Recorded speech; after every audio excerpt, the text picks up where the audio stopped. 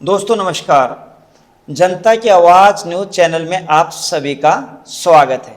आज हम चर्चा करते हैं एक ऐसी कहानी पे जो सुनने में भी शानदार है और जानने में भी शानदार है।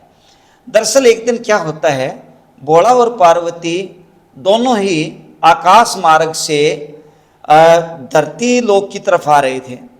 जब वो धरती लोक के नज़दीक पहुँचे तो पार्वती भोलेनाथ को कहने लगी कि भोलेनाथ, आज धरती लोक को दूर से नहीं देखेंगे बल्कि धरती पे जो है चल के ही जाएंगे और धरती पे जो है ना आज विचरण करेंगे। इस पर पार्वती को भोलेनाथ जी बोलते हैं कि पार्वती, ये दुनिया है, कोई कुछ कर रही है, कोई कुछ कर रही है। आप ऐसे ही अगर देखने लग जाओगे तो फिर आप जो है कुछ न कुछ बोलना शुरू करोगे। पार्वती कहती है कोई बात नहीं, जैसा होगा देखेंगे। अब होता क्या है, एक व्यक्ति सिर पे जूते उठाए जा रहा होता है। जैसे ही वो धरती लोक पे आए, यानी भोला और पार्वती, और गर्मी का महीना था, जून का महीना था, तेज धूप थी, और जब वो सिर पे उठा करके अपने जूते लेकर के जा रहा था तो पार्वती बोलती है कि भोलेनाथ देखना ये क्या कर रहा है। भोलेनाथ बोले कि पार्वती, ये तो दुनिया है, कोई कुछ कर रहा होता है, दुनिया में कोई कुछ कर रहा होता है, आप ऐसे किस किस को देखोगे और क्या क्या जानोगे। कहने लगी नहीं नहीं देखो।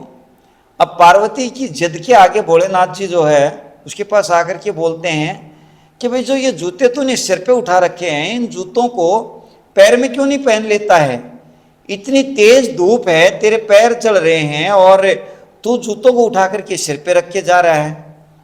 तो उसने कहा कि अगर टूट गई तो भोलेनाथ जी कहते हैं कि टूट गई तो और दे देगा भगवान।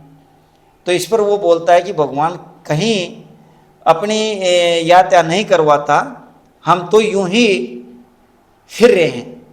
मतलब उसने एक व्यंग्यात्मक कहें, टॉन्ट कसने के तरीके से कहें, या एक उसका जो भी उसका एक विचार था वो उसने कह दिया। और भोलानाथ पार्वती को बोलता है कि देखो, मैं कह रहा था कि इनको टोकने की जरूरत नहीं, जो जो कुछ रहा है उसको करने दो। इसको आप छेड़ोगे या टोकोगे या रोकोगे तो ये सुनेंगे नहीं, बल्कि जो है वो अपने हिसाब से ही चलेंगे। अब इस पर क्या होता है, जब वो थोड़ा सा आगे जाते हैं तो पार्वती देखती है कि एक व्यक्ति आ रहा है, जवान, घोड़े पर बैठा हुआ, एक महंगा शॉल उसने ओढ़ा हुआ है, और जो शॉल है वो धीरे धीरे नीचे खिसकता जा रहा है, और जो वो नीचे खिसक रहा है तो कभी कभी वो घोड़ों के पैरों के नीचे आ रहा है, जिससे खुरों के नीचे आने की वजह से वो कट रहा है। कट कट कट कट घोड़ा दौड़ता है तो साथ साथ शॉल भी कट जाता है। अब पार्वती उसको बोलती है कि भोलेनाथ, इसको भी संभालो, ये क्या आया। अब भोलानाथ उसको बोलता है कि अरे भाई रोक एक बार। अब उसने उसका घोड़ा रोक लिया और बोलता है हाँ जी बोलो। वो कहता है अरे तुझे दिखाई नहीं देता, तेरा इतना महंगा शॉल है जो नीचे घिसटता जा रहा है और घिसटने के साथ साथ में ये कटता भी जा रहा है। उसने देखा और उठाया, कहने लगा वो कट गया, कोई बात नहीं, कट गया तो और देगा भगवान। ऐसे ही वो करके उठा के अपना शॉल और चल पड़ता है। अब थोड़े से दिन के बाद है, भोलेनाथ जी जो है उस व्यक्ति को जो घोड़े पे बैठा हुआ था उसको ढेरों धनमाल दे देते हैं। यानी उसको, अमीर तो वो पहले से ही था, घोड़ा उसके पास था, महंगा शॉल वो उड़ के जा रहा था, और भोलेनाथ जी उसको और भी जो है धन माल दे देते हैं और वो और अमीर हो जाता है। अब इस पर पार्वती देख रही होती है और पार्वती बोलती है कि भोलेनाथ, मुझे समझ नहीं आया, एक व्यक्ति जो सिर पे जूते उठा करके जा रहा है, उसको डर है कि उसके जूते टूट जाएंगे, वो इसलिए पैरों में नहीं पहन रहा है, उसके पास पहले से ही कमी है धन की, यानी वो जूतों को भी बचा के लेके जा रहा है। और एक व्यक्ति के पास पहले ही ढेरों धन और आप उसको और धन दे रहे हैं, आपकी जो है ये कृपा कैसी है, आप ये ऐसा क्यों कर रहे हैं। अब इस पर भोलेनाथ जी कहते हैं कि पार्वती, उसको तो मैंने देना ही था। अब पार्वती बोलते हैं भोलेनाथ, आपकी तो लीला अलग है, देना था तो वो तो आपने दे ही दिया, पर मुझे कम से कम समझा तो दो कि ये मामला क्या है, ये मसला क्या है। एक व्यक्ति कमजोर है आर्थिक तौर पे, आप उसको दे नहीं रहे हैं, और एक व्यक्ति पहले से अमीर, आप उसको और अमीर बना रहे हैं। इस पर भोलेनाथ जी का सुंदर जवाब था जो सुन के आपको भी बहुत अच्छा लगेगा।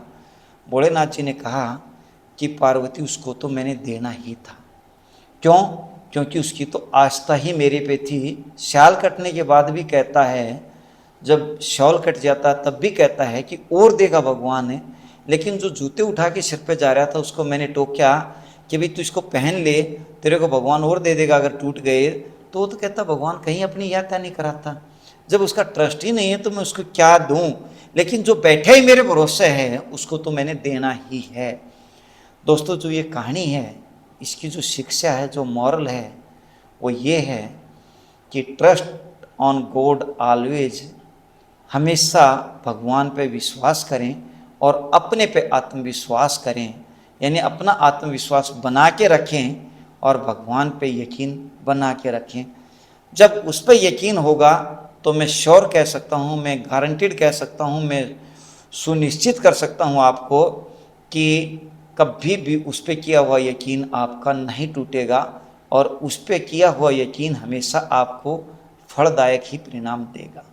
जय हिंद, जय भारत।